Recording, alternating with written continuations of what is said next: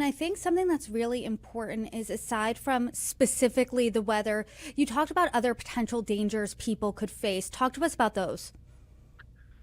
I think with a big snowstorm like this, you have the obvious impacts of, places that are going to get that much snow, like Washington, D.C., and that likely will shut much of that region down because of travel concerns and people getting to work. But you also deal with power, outages.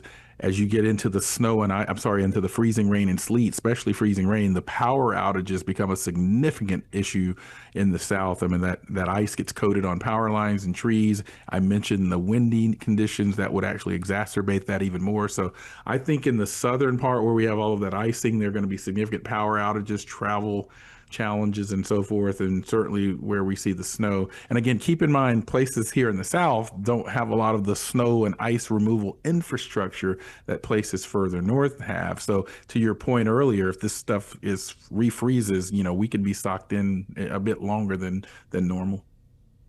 I'm guilty of this. When there's a storm coming, you look at the weather app, but you actually cautioned against this. You said for Forbes, beware of your weather app with messaging for this storm. Why?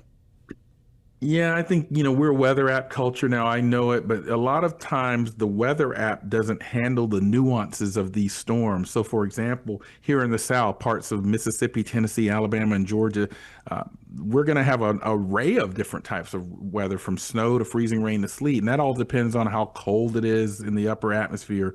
Or whether there's this cold air damming or wedge takes its place along the mountains and oozes down into the south, this shallow area of cold air. The apps don't know any of that. So when they see moisture and temperature, they'll just put a snowflake there. But in fact, it might be freezing rain or sleet where you are. It doesn't have the ability or the nuance to understand these sort of structural differences in the atmosphere that could lead to freezing rain, sleet, or snow. So I caution people, the apps are very useful for big picture things. They are not very good for these dynamically evolving complex situations like this, particularly when you're dealing with different types of precipitation, frozen precipitation.